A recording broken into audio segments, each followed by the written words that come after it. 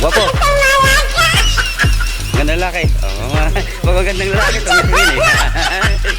Pero pag pangit ay di makatingin eh.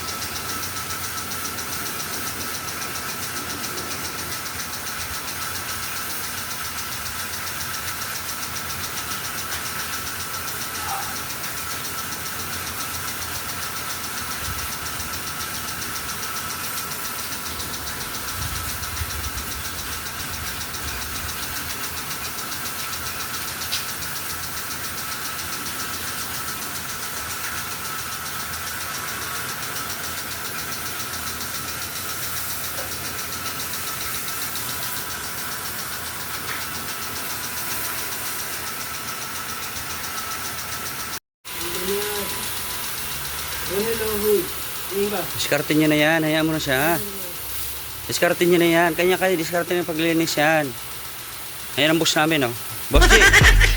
Ayan. Alam mo, mayroon siya train, eh. Yan ang boss namin. Diskarte niya na yan.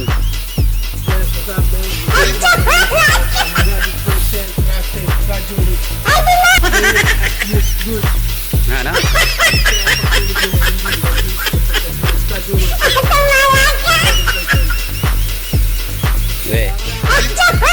Ayan mo siya, diskarte niya yan, oh.